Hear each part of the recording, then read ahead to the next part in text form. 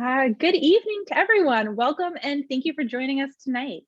My name is Claire, and on behalf of Harvard Bookstore, I am so pleased to welcome you to tonight's event with Maggie Shipstead presenting her new book, Great Circle, and Courtney Sullivan presenting her most recent book, Friends and Strangers. Through virtual events like tonight's, Harvard Bookstore continues to bring authors and their work to our community and our new expanded digital community during these challenging times. Thank you for joining us in support of our authors and the incredible staff of booksellers at Harvard Bookstore. We sincerely appreciate your support now and always. Every week, we're hosting events and our schedule appears on our website at harvard.com/events, where you can sign up for our email newsletter and even browse our shelves from home. After the introduction, I will drop a link in the chat to purchase Maggie and Courtney's books, and your purchases and financial contributions, I'll also share a link to donate, make this virtual event series possible. And now more than ever, support the future of a landmark independent bookstore. This evening's discussion will conclude with some time for your questions.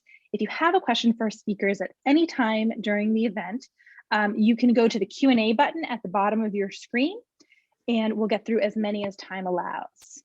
And finally, as you may have experienced in these virtual gatherings, these many months, technical issues may arise. If they do, we'll do our best to resolve them quickly. Thank you for your patience and understanding. Maggie Shipstead is the author of the best-selling novels Astonish Me and Seating Arrangements, which won the Dylan Thomas Prize and the Los Angeles Times Book Prize for First Fiction. You may also be familiar with her short fiction and evocative travel writing. And she has been honored by the National Endowment for the Arts, among others. In 1950, a female aviator in the midst of a circumnavigation disappears. In 2014, an actress in need of a comeback stars in a movie about her. In Between, Great Circle tells a story that runs from the earliest 20th century Montana to the poles to Hollywood. It is wide in scope, but rich in detail. In the Boston Globe, Stuart Miller writes, "The writing soars and dips with dizzying flair. The dazzling prose is in the surface of an expansive story that covers more than a century and seems to encapsulate the whole wide world. With detailed brilliance, she lavishes heart and empathy on every character. Shipstead never wavers, pulls out a twist or two that feel fully earned, and then sticks the landing. After more than a year of a pandemic that grounded us all, Great Circle could not have arrived at a better time." Courtney Sullivan is an acclaimed novelist, and her books include Commencement, Maine, The Engagements, and Saints for All Occasions. Her work has also been featured in the New York Times Book Review, the Washington Post, New York Magazine, Elle, Glamour, among many others. Graduate college, moved to the city for a great job, fall in love, start a family, move to the suburbs. Easy plan, right? But what happens when your partner's parents' retirement isn't so idyllic? When your closest relation is with your babysitter? When the economic pressures of our modern world start to overwhelm you and everyone you know? In Friends and Strangers, Courtney Sullivan explores all this and more. In the Washington Post, Ron Charles raves, "Friends and Strangers captures the conflicting emotions of parenthood with palpable sympathy. There's a rare degree of emotional maturity, a willingness to risk demonizing any of the players, a commitment to exploring the demands of family with the deliberate care such complex relations require. Once again, Sullivan has shown herself to be one of the wisest and least pretentious chroniclers of modern life. Every hard-won insight here is offered up with casual grace." And on a personal level, I have to tell you all how excited I am for tonight's conversation. I was lucky enough to be in the audience in 2012 when they discussed Maine and seating arrangements, and all of us at Harvard Bookstore are so thrilled that they're talking about their new books tonight. So with that, I am pleased to turn things over to tonight's speakers. And so Maggie and Courtney, the podium is yours. Thank you so much. Thanks, Claire. Oh, thank you for that wonderful introduction. And that night at the Harvard Bookstore was the first time we ever met in person, Maggie. Do you remember? I do, yeah. And now we're getting the band back together. I know, I love it. I love it. It's the reunion tour. Okay, so I'm just gonna start by putting the facts on the table. So Maggie's book is really freshly new. my book is new in paperback. So we're going to talk about both, but I really want to talk mostly about Maggie's because I am obsessed with this novel. And it's actually like uncomfortable because Maggie is a friend and I adore her and I know her now. But like I was so astonished and blown away by this book when I read it, as you know. It didn't feel like a book, you know, I don't think I've ever had quite that experience before. I've loved many books by many friends who are writers, but this was just on such another level. And the thing I kept thinking as I read it was, this is Dickensian. It felt like reading a novel by Dickens. It was so vast and epic and yet also so character driven. And I ultimately, as you know, I said to myself, no, it's not Dickensian, it's Shipsteadian. And I think that's going to be a new term for our age. I do. You. Yeah. So we'll just start with that. I just wanted to ask you, Maggie, because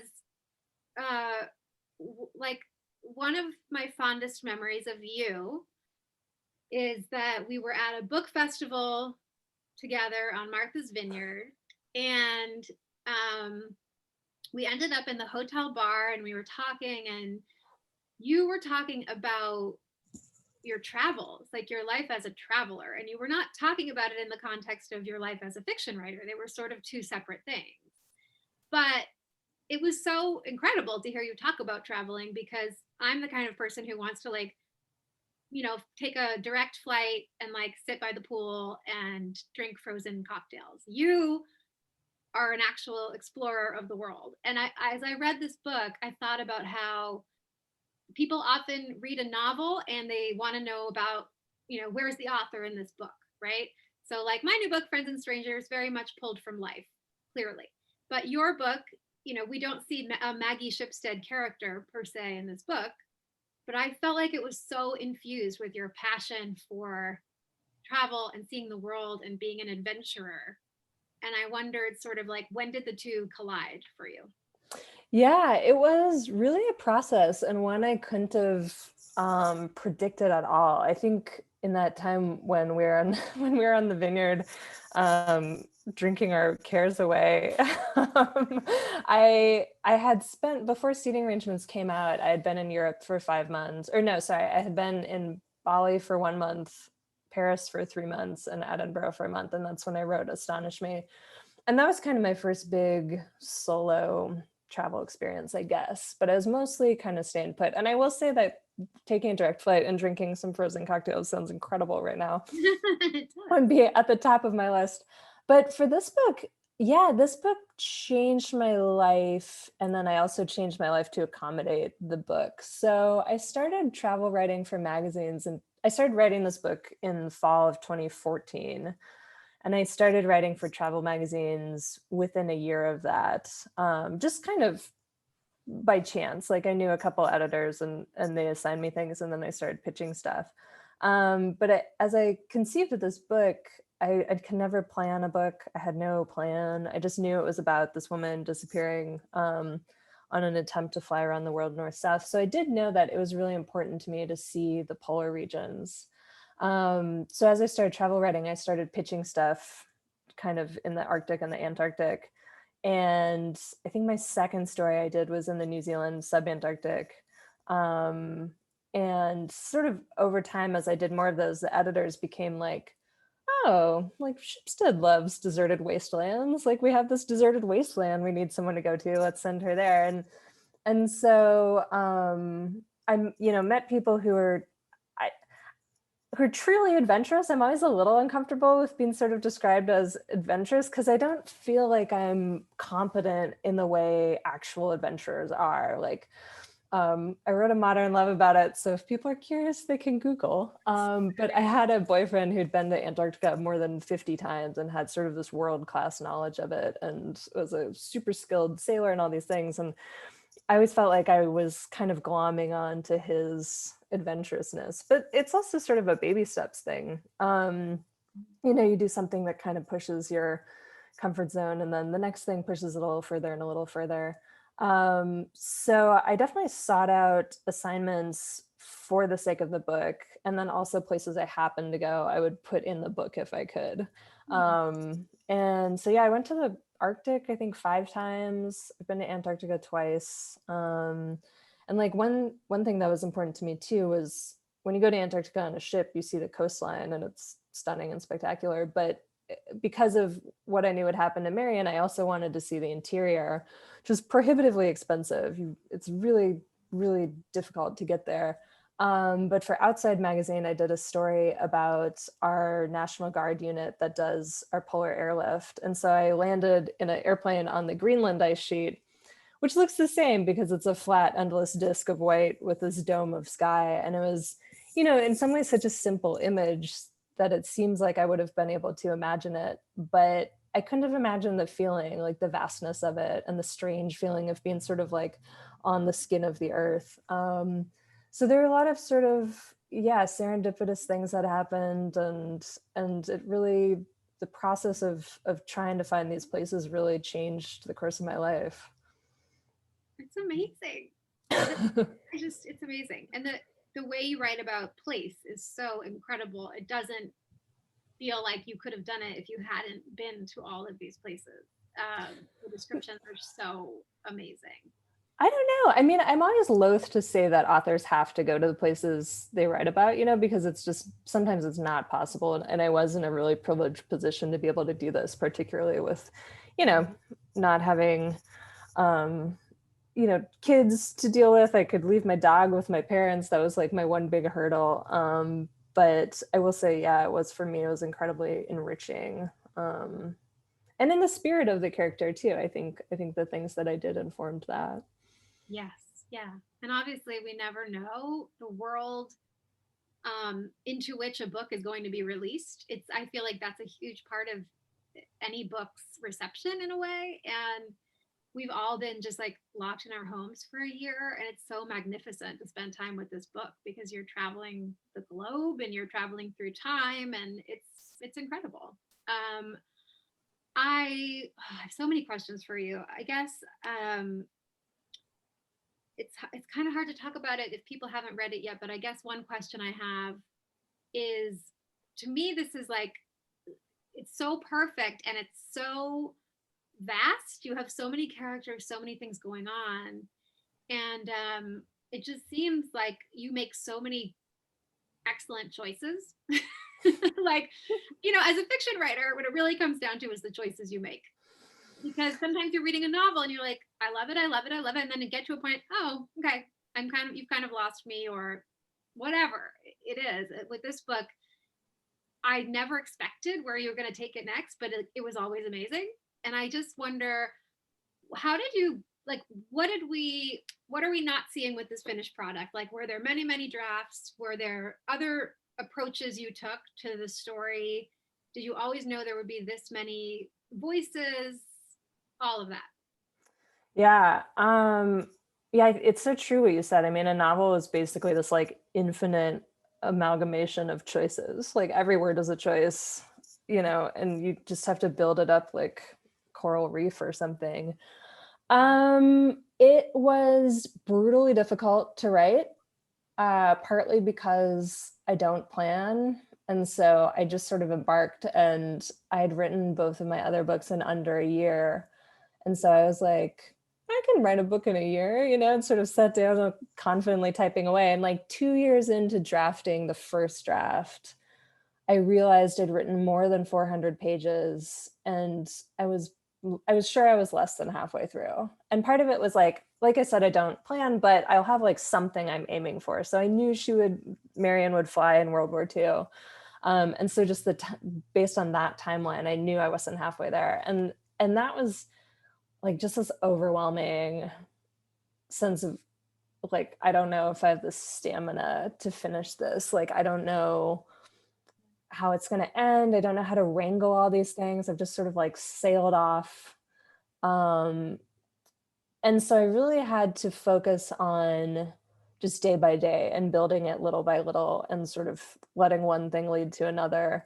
and not thinking about the whole, because if I did, I got so overwhelmed. And indeed, it took 3 years and 3 months to write the first draft, which was 980 pages and almost 300,000 words. And I sent it to my agent, and I had this like blissful month where she was reading and thinking about it, and I couldn't do anything. And then she and I talked about it for, I think we talked for something like a total of 8 hours over 3 or 4 days. And then I felt totally overwhelmed again and just had to go through the same process of being like piece by piece. And so I worked for about 9 months on a revision. And then that's the draft we sold, which was 2 years and 8 months ago. And we sold it on a 500-page partial. And they were kind of like, how much more is there? And we were like, don't worry about it. Like, doesn't matter, just a little bit. And then with my editor, Jordan, it was a big part of our editorial process was compressing it, which was done mostly through just small pervasive cuts, and compression, which one of the advantages of having such a long manuscript was that if I cut a little bit off every page, by the time I got through, I'd cut a lot. And some storylines needed to be adjusted. There were a couple weird tangents, but for the most part, it was all there. There was also some reorganization. Like right now, Marion's whole flight around the world is one chunk at the end. And initially it was kind of spaced out and was sort of interstitial, and it was just sort of like too many threads to keep track of for the reader. But yeah, it was rough. I mean, I never want to do it again. Maybe I'll change my mind, but the next book is not going to be like this. But did you always know there would be a present day storyline in addition to Marion's storyline? Yeah, like within a month of when I started working, I just kind of sat down and wrote. So I think it was in the description, but this modern movie star, Hadley Baxter, is playing Marion in a movie about her life. And so I wrote a section in Hadley's voice, which is this sort of like intense first person that had nothing to do with Marion or anything. It was just her leaving a nightclub with a pop star and sort of publicly cheating on her co-movie star boyfriend.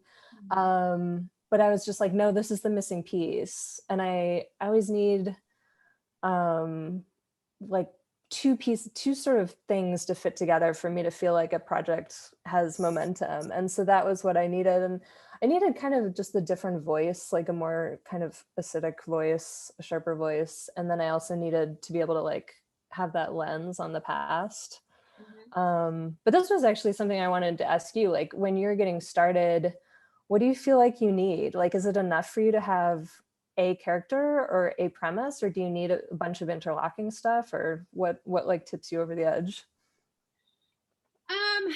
I think as I'm getting, further and further into doing this, like I'm now working on my 6th novel. And so I'm realizing what the patterns are. And I think all of my books, the sort of germ of the idea started years before I actually started writing that particular book. And it's always the combination of like the exact right time to tell a story and having the story already, sort of in the back of my head, and it's been percolating for a long time. So I feel like I sort of collect elements over time and then kind of dive in. And I guess specifically with this book, Friends and Strangers, there's a relationship that's at the core of this book between a new mother, first-time new mother, and her college-aged babysitter, and this really intense friendship that they develop.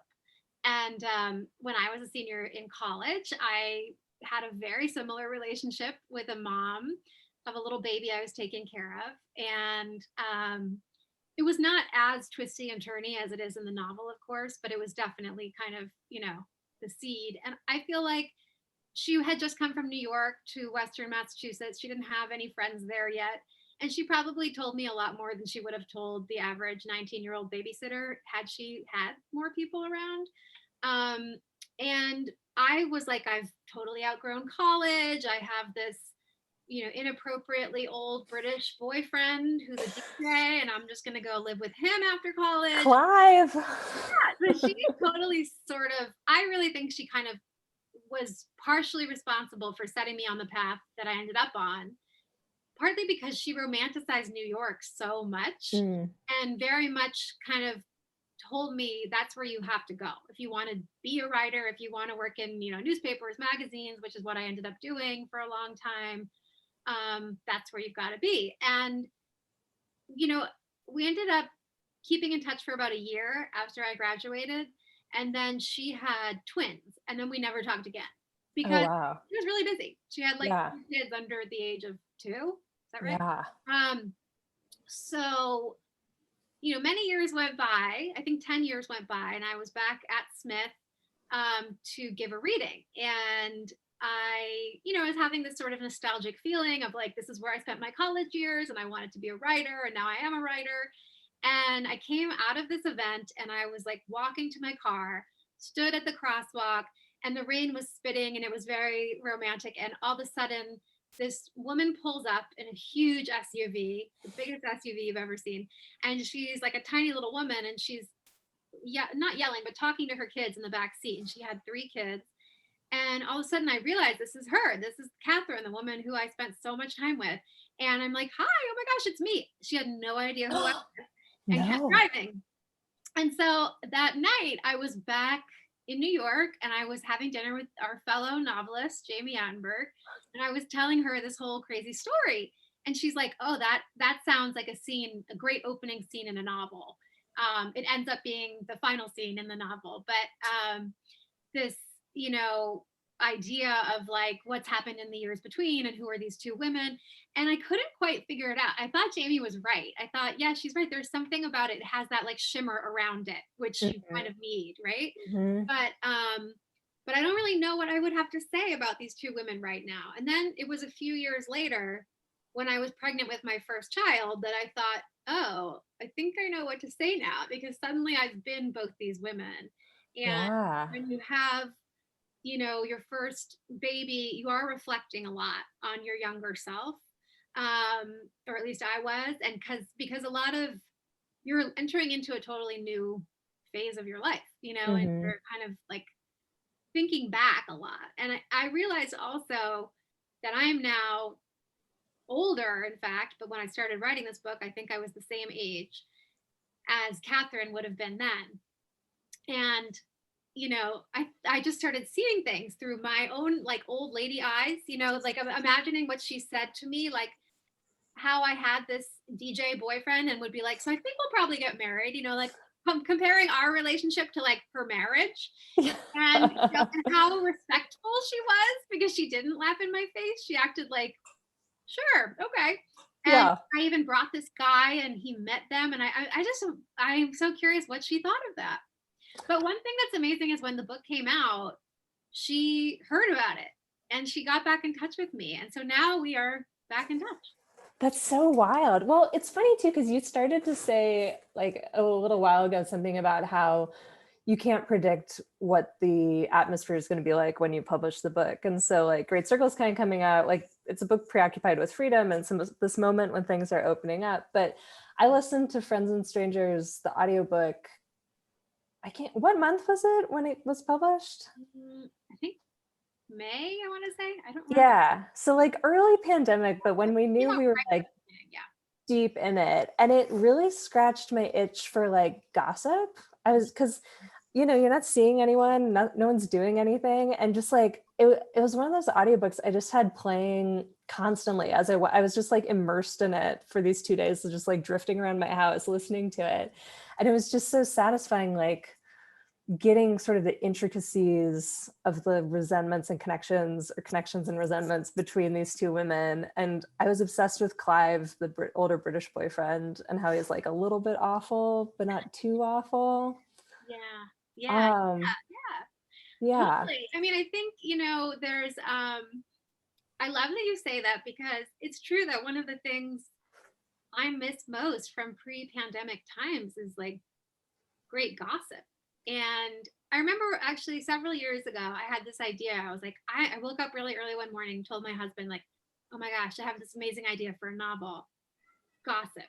And he's like, what about it? And I was like, no. That's it. End of idea. But it is one of my favorite things. And I think, there's the other aspect of this book is like that there's this Facebook moms group that Elizabeth, the mother character, belongs to, and that plays a role in the sort of gossipy elements of the book, I guess. But I think we've seen that a lot in novels as kind of a device, like the moms group. And I wanted to kind of, I mean, yes, it is ridiculous, and you can just get so much kind of humor and gossip and whatever out of those groups. But also I was amazed after becoming a mother and like people started adding me into these groups. So I was in one for my neighborhood in Brooklyn and one for people who had gone to my college. And it's like, the only thing that unites us is we live in the same neighborhood and we all have kids. But like people were so incredibly, first of all, people just say insane things. Like you can't believe how open they're being in a group of thousands, which feels really intimate, but isn't at all. But also like just how generous women are at kind of shepherding each other through this process that's like basically learning a new language. And, you know, I watch now too, because it's like every month there's a new crop of women with a new baby and they don't know how to do X, Y, or Z. And here's these women who know everything. They are the ones, you know, with all the wisdom, and they're so generous in sharing it. It kind of amazes me. So I wanted to kind of capture that a little bit too. Yeah. Yeah, I was curious, like also just how you think about tone, because I feel like I've been talking about tone a lot with Great Circle and just like trying to balance it between Marion and Hadley. But I feel like the tone of Friends and Strangers is sort of deceptively not light in a frivolous way, but light in like a friendly way. But it sort of gives you room to be just unexpectedly savage. Like there's this book club scene that's just like, just such a hard, like it's in a great way. It's this really harsh satire, and a lot of the sort of the Facebook group stuff too. I mean, did you sort of do that intentionally, or is it just sort of evolve from the where you start? Because I think your books also like really vary in tone. They do. And I think, as you said, like you've spent so much time with this novel, and it's so enormous in scope that your first thought is like, I can't possibly, you know, do that again. And I think so. My book before Friends and Strangers was Saints for All Occasions, which was probably the closest thing I've written to Great Circle in the sense of, you know, sprawling family epic. Yeah. Yes. And you know, a lot of different time periods and a lot of different worlds captured. And also in some ways a very sad book, I think, and a very like kind of somber maybe, or bittersweet or something. And I wanted to write something kind of light.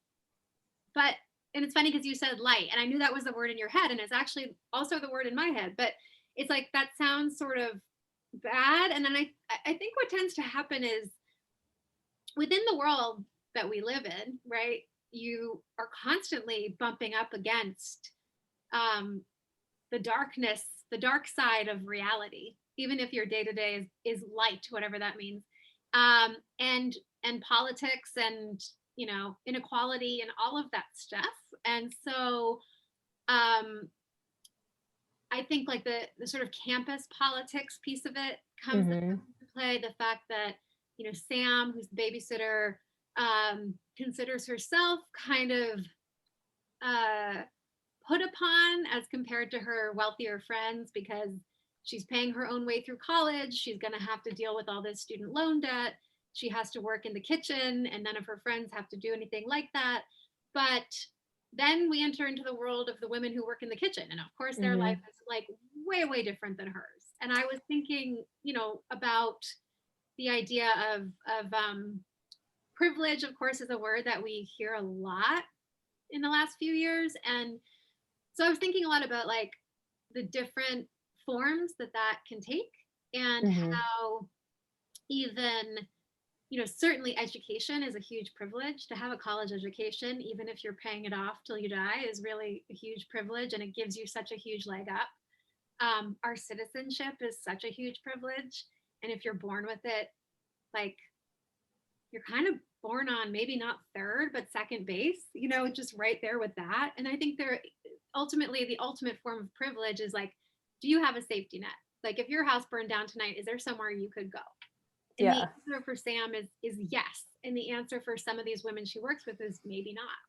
I mean, yeah, that's the thing, because the book itself is not light. Like it's very concerned with money, and as you said, privilege, but the tone almost gives you access to that. Like you follow Sam through her kind of like bumbling attempts, but it's sort of a chain thing. Like Elizabeth thinks she's helping Sam and Sam thinks she's helping these women. And because we're getting it through this sort of deft touch satire, it kind of gives you access to really a big range of heavy topics. It's really an interesting book in that way.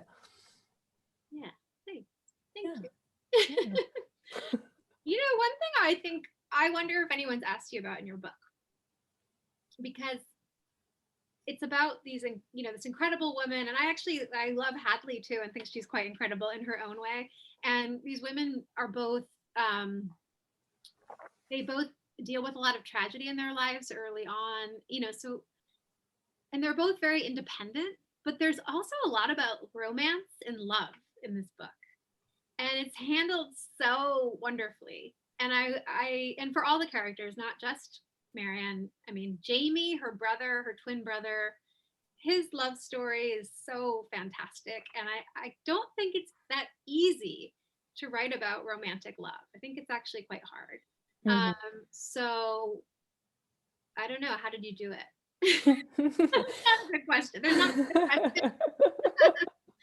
I just wanted to praise you.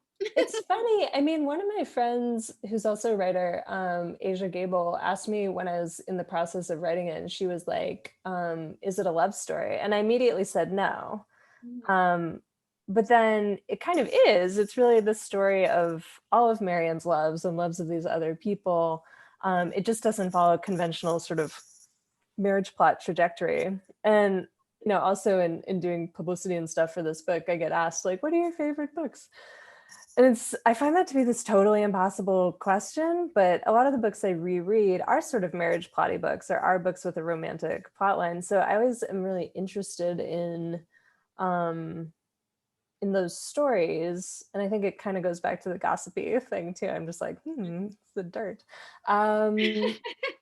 So I think, yeah, like inevitably, as I sort of set the characters in motion, I was interested in like, who are they sleeping with? Who are they in love with? How's that going to work out? But the nature of particularly Marianne, and I suppose Hadley too, like Marianne is what she really wants is freedom. And she is kind of this feral child in Montana, and it doesn't occur to her that her gender will really place limitations on her until she decides she has to be a pilot and starts going about trying to become one. And then it starts to sink in, this is harder because I'm a woman. And so then she has to make some very real sacrifices in order to lead an unorthodox life. And it's really this ongoing process of her sort of protecting what she has worked to create for herself. And she sees romantic love in some ways as a threat when it comes with commitment. So then it sort of became, like, well, who can I send her way? When she has this, lifelong love with a childhood friend, but has some similar qualities. And so they're just, at one point she describes them as being like two hawks in a box. It's just not really a feasible partnership, but they find other ways to incorporate this love into their lives. So yeah, I think it's just, as anything with writing a novel, it's just a product of my interest, I always have to, especially something that took as long as this and was such a slog at some points to write. That was the only saving grace, is just being interested in the character and in what happened to her.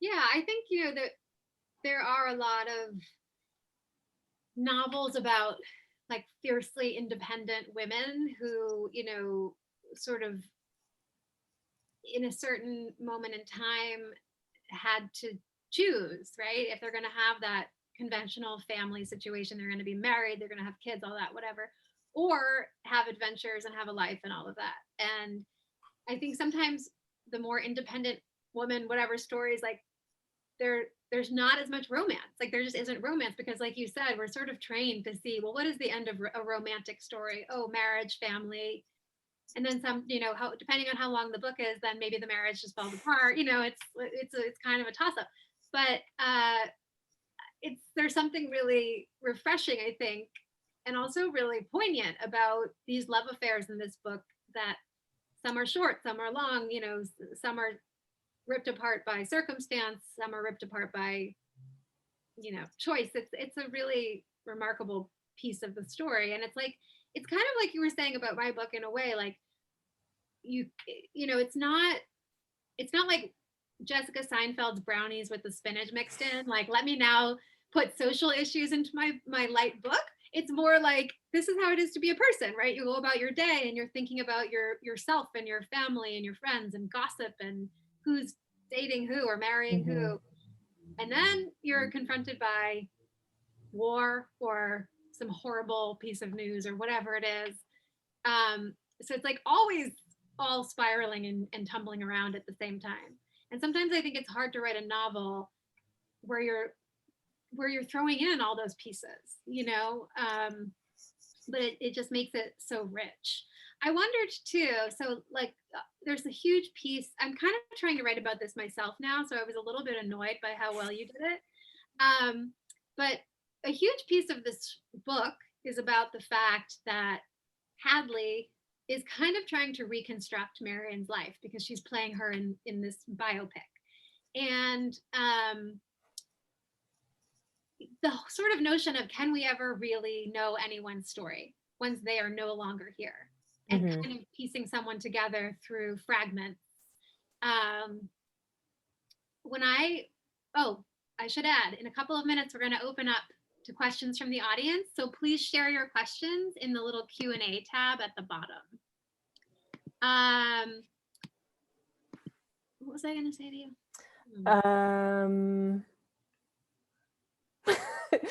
If you want to put in the Q&A what Courtney was saying, we'd appreciate it. Okay.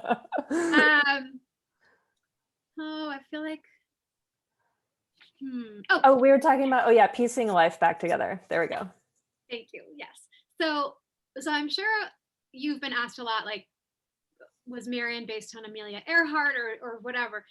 I think, Amelia Earhart, all of us, like our generation, I feel like, did you even exist if you didn't do a book report on Amelia Earhart? Dressed up as Amelia Earhart? Yeah, it's like she was such a pivotal force. And I think part of what was so incredible about her or so arresting about her was not that she was a pioneer in aviation, but that she disappeared. And then these ongoing, I remember reading a book, like, to this day, I probably read it in 3rd or 4th grade, about her, and I still remember what the cover looked like, because I remember there was something in there about her, she may have been eaten by cannibals. That's one of the theories. And it was just like, wait, what? Like, I'm 8.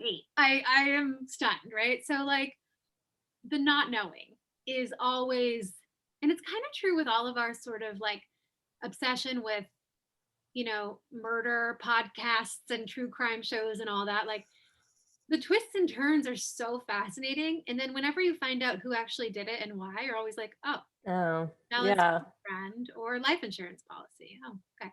Yeah. But like, there's something with Marian as well. I wondered, was Amelia Earhart the inspiration for that just sort of like not knowing, and that being the sort of propulsive force behind the story of Marian? Yeah, I mean, I thought about her a lot. I was really clear that it wasn't a book about her. And of course, during the years I was writing it, people be like, what are you writing about? And I was like, a pilot who disappears while flying around the world. And people be like, this sounds like Amelia Earhart. I'd be like, yes, it does. Yes.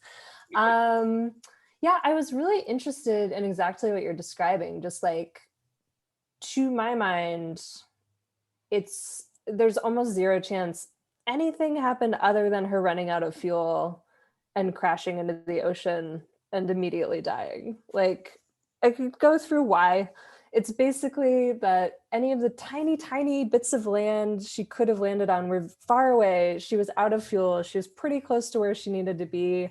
They couldn't even find that. The odds of finding something else were like unbelievably small. But I think it's so bizarre and fascinating just how people go back.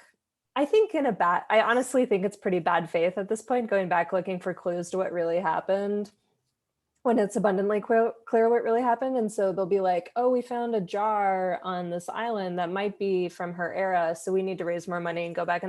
And so something will go viral, like that photo a couple years ago of like the back of a person sitting on a dock in the Marshall Islands, and like there's a ship, and everyone's like, well, that's Amelia Earhart sitting on the dock and the ship is towing her airplane. And when you look at it, it's like, I think that's the back of probably like a man, an Asian man. And the thing behind the ship is like not even clearly an airplane. And if she'd been captured by the Japanese, why is she sitting on a dock watching her airplane be towed by a ship? Like, and then of course, everyone passes it around. There's some TV special. And then, you know, a month later, they figure out that the photo was taken years before her flight. And that doesn't go viral. There's never any like corrective impulse. Yeah. Anyway, like so I think the thing, you're totally right. The reason Amelia Earhart is this household name and like this recognizable archetype is because she disappeared, and she did do some amazing flights, but at that time in the 20s and 30s there were a bunch of female pilots who are all household names, and aren't anymore because there wasn't this kind of cottage industry of myth making around them. And sometimes I find it almost disrespectful to like the real person that drowned in the Pacific Ocean, you know, to be like, ooh, there's a photo with like this thing sticking out of the water that could be part of an airplane. And so that was one of my starting points. But yeah, and then the larger idea just of really the impossibility. I mean, in some ways it's impossible to really know someone even when they're still alive and right in front of you. You know, you can never really have that internal experience. I think that's one of the things I think is obviously special about reading, is I think that's kind of as close as it gets.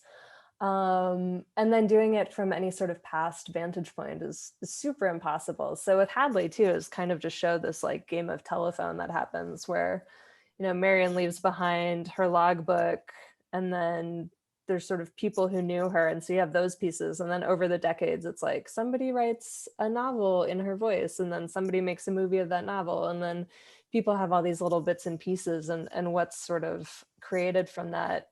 And the reader in Great Circle gets to see this because they've had a really close look at Marion's life through her point of view. And then they get this sort of attempt to come back at it. But I think there's something really poignant about that project and that attempt. And it's, you know, what drives all human connection is just trying to surmount that gap, even though it can never really be done. And it's, you know. I think you also tend to like when I was writing my book, The Engagements, it's the only novel I've written where one of the characters was a real person. Her name was Frances Garrity. She was a copywriter for De Beers in the 40s. And, you know, so she wasn't a famous person. Like, she wasn't Amelia Earhart. She wasn't, you know, she never wanted or asked for a novel to be written about her. I felt like she had passed away before I started writing it. And I wrestled with it a lot about like how to write her and why I was writing her and not giving this character a fake name. And I interviewed so many people who had known her, but anyone who had been truly, truly close to her was gone. And so, you know, at one point I thought to myself, imagine if just like 10 random coworkers who kind of knew you were interviewed. And then someone decided to write a novel about that, you know, based on that. And the more I dug, of course, the more I learned about who she was. And, you know, there was always a sense, though, that like, of course, I cannot know all of it. And I know I'm infusing, I kind of came to fall in love with her, you know, and or how I imagined her. And it's like, my version of her was so infused with pieces of myself too. And you can never really like pull that apart in a larger sense when you're trying to know someone else. So yes, I thought that was incredibly well done in your book. And I will now be throwing away my new book because that's what it was. So thanks a lot. Well, we should get to these questions, but one quick thing too is that, I mean, I thought about that with Hadley, like using these sort of more familiar tropes of Hollywood. Like you have this starting point and like sort of what you're describing, like using a person who was real. It's a different starting point, even if the reader doesn't know anything about the real life person, just knowing that they were real, I think like changes sort of the aura of the character or something like that, and allows you to be in conversation with like a shared idea about someone or who they might be, which I always think is kind of interesting to just sort of adjust the reading experience. Yeah. Okay, we have to go to audience questions. I have like 1,000 more questions for you about your book, so you'll have to just talk to me privately at some point in the near future. Never. This is it. This is it. Oh shoot. So here's the first question. One of the things I love about Great Circle is how there are small threads of real history woven through it with such a light hand. Can you talk about the research you did and how you approached deploying it to add depth but not overwhelm your story? Yeah, I did research as I went.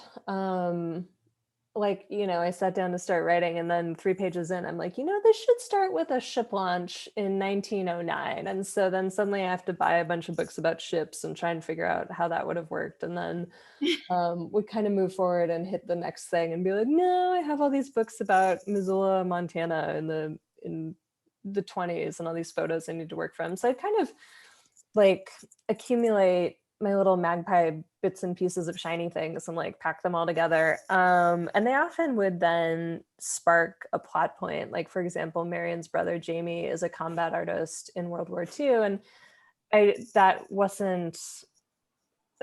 came up with that just because I'd seen this documentary about combat artists and that seemed interesting to me. So like in it goes.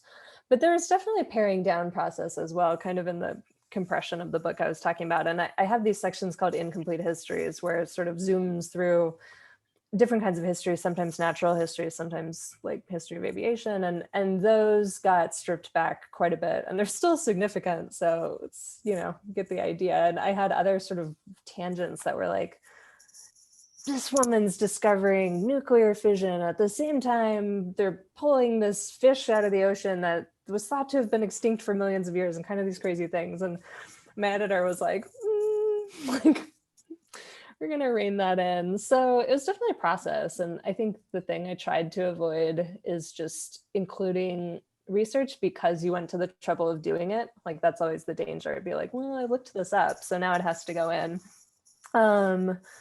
But yeah, and I wanted the characters to be in conversation, as it were, with realities. So like Amelia Earhart is an acknowledged person in the book. And I think the only real life person who has dialogue is this woman, Jacqueline Cochran, who founded a all women's flying unit in the US. And before that had sort of facilitated American female pilots during World War II, going to the UK to help transport warplanes. And so she's the only historical figure who speaks, I think. Wait, part of like, I feel like part of that, jumping off of that and kind of my last question to you too, like it is really fascinating. You capture it so well in the book that, we've all heard of Amelia Earhart, for example, but we haven't heard of these 20 other amazing early women aviators you write about who were also real people. And the fact that Amelia Earhart died mid-flight is actually not that unusual. It seems like the people who entered into this, men and women, were well aware that it could just end with their early death and they were okay with that. There's something really amazing about that piece of the story too. Yeah, I'm always really curious if like when push came to shove, if they were actually okay with it. Like certainly they were okay with the risk, but it's true. A lot of really famous early flyers did vanish into the ocean or crash and die. Like one is who I talk about is Amy Johnson, who was the first woman to fly solo from the UK to Australia. It's just this incredible feet. Like, I don't understand flying alone in a single engine plane over an ocean. And then she died in World War II while transporting a warplane. So yeah, tough guy. Jessica Smith asks, I'd love to hear more about what you are each working on next. Are there details you can share? I'll go first. I have a short story collection coming out next summer. Yeah. And then I am trying to write a novel. I tried a few different things and had sort of dead ends during the pandemic, which it was, I don't know, you'll have to say how that's been for you, Courtney, but I found I really missed the inspiration of just like being in the world. Like, I didn't actually realize how much sort of ambient, just human activity was something I relied on. But I think I'm writing a book, and the very seed idea is what happens when two people who don't like each other get married and then stay married. Ooh, love that. I want to read that right now. I'd love to be done with it. I've written 60 pages and I'm over it. Oh, that sounds really good. I'm writing a novel. What is it about? It's about, it's kind of about, it's kind of a ghost story.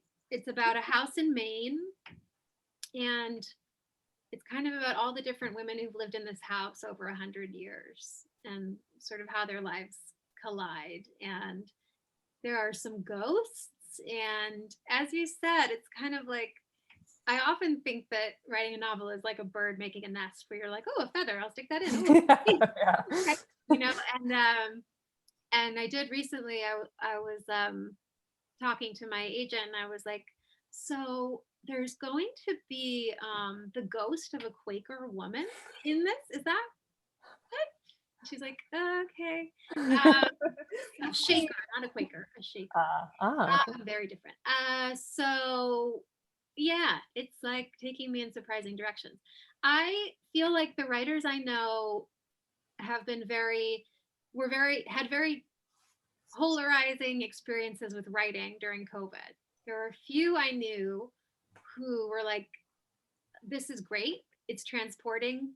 I'm getting so much writing done because I need to escape, and this is what I'm escaping to.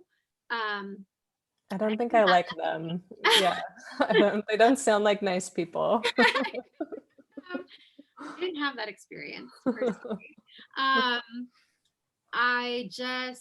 mean, just from a practical standpoint, my children are 2 and 3, and I have had so much less childcare in the last year than I ever did before. And so that's been really challenging.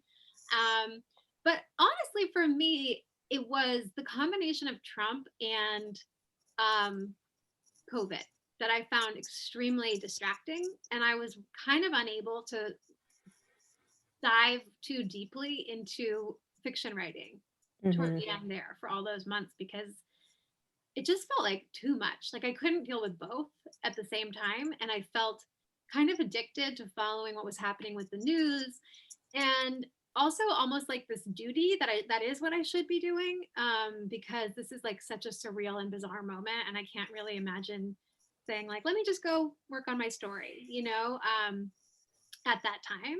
And I felt really freed by his leaving and him not being on Twitter anymore. I really did. And a lot of writers I know were like that, where they were like, I don't know why all of a sudden I'm so productive. And it was like, because Trump's not president. You're not spending 3 hours a day just scrolling. Yeah, same. Totally had that experience. So let's see. What else do we have? Jennifer Close asks, what sort of research did you do for the present day movie star part of the story? And did anything surprise you? And also, hi guys, I miss you. And we miss you. I live in LA, and I'd say borderline all of my friends here work in Hollywood in one capacity or another. So I pick up some stuff through them. I was an extra on a friend's movie, which was helpful for writing just the one scene where the movie is sort of under production. Movie. Ingrid Goes West. Oh. My back it's from a few years ago. My back is in it for like 3 seconds. But it was like this really long, hot day of just like sitting in a restaurant with dark restaurant that's supposed to look like nighttime with the air conditioning off. And yeah, it was hard work. So there's all that. I mean, I think too, like I was saying earlier, just the Hadley's kind of meant to be in conversation in some ways with real life things. Like she has sort of a Me Too moment, which I think I wrote before the Weinstein news broke. But I think the thing about Harvey Weinstein is like no one was surprised. And I feel like this stuff happens all the time where the story is on the one hand a huge bombshell and really hard one by journalists, but at the same time everyone's like, oh yeah, that guy's like a famous monster. So it was a kind of what I was describing, like this starting point of familiarity, and Hadley being a little bit like a Kristen Stewart type figure or a Jennifer Lawrence type figure, where she's just sort of buckling under the pressure of all this scrutiny. And I read some accounts, like memoirs by directors and things like that, to think about what they thought about. But that was by far the less demanding section of the book as far as research, thank goodness. Those sections were so fun to read and so delicious. I loved them. They were a nice relief to write, I have to say. Good break. Yeah. Okay, so the last question, and actually our timing is like perfect. We are like to the minute. To the minute. What is the last book each of you read that completely surprised you? I'm looking down because I have to look at my list of books I read in 2020. That's so good. You keep a list. Yeah. I just started doing this. It was very helpful. I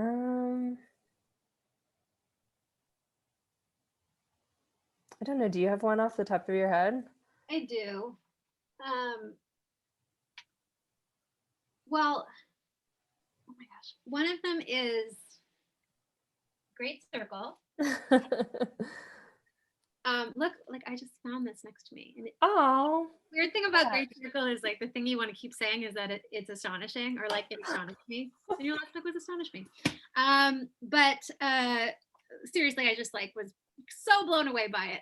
I also read Christina Baker Klein's novel The Exiles this past year, and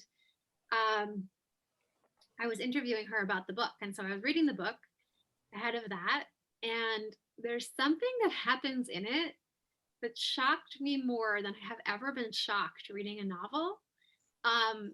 And a decision that she made, you know, going back to this thing about choice, the choice she made as the author, that to me was so shocking and so amazing that I still am like not over it. Wow. Yeah. Strong endorsement. That's a good one. Okay. I'm gonna have to check that out. I have two kind of, one is our Knopf sister, Ruthie Thorpe's most recent book, The Knockout Queen, which I really loved. So good. And part of what surprised me is that just for some reason that I can't pinpoint, it was just a completely different book than I expected it to be. And so it was one of those things where you go in sort of thinking you're knowing what you're getting, and instead it was this like amazing story of teenage friendship in a way I hadn't quite read about it before. Another one was a memoir called Wild Game, and I'm totally blanking on Wild Game. It was so Thank you. I was gonna forget her name. I listened to it when I was driving to Colorado, so I listened to it in one listen, like a day of driving, and there were just so many moments where I was just like, and it's a memoir about her mother's sort of long-term affair and how she is sort of sucked into covering it up, and it's totally fascinating and just has these moments that you can't kind of imagine being real but are. It's really good. Such a good book. I love it. And she's writing a novel now, which I can't. Ooh. Yay. Yeah. Well, this was a delight. I really don't want to go back to my children. I'd like to keep talking for many more hours, but other people probably have things to do, so we should probably end it. Yeah, thanks so much, Courtney. It was great to see you. You too. Thank you both. This was unbelievable. It was such a good conversation, and I know I speak for the audience when I say thank you for being with us here tonight. And I also thank everyone in the audience for spending your night with us. You can learn more about both of these wonderful books at harvard.com or via the link in the chat. And on behalf of Harvard Bookstore in Cambridge, Massachusetts, have a great night. Keep reading and please be well. Thank Thank you you. so much. Bye. Bye.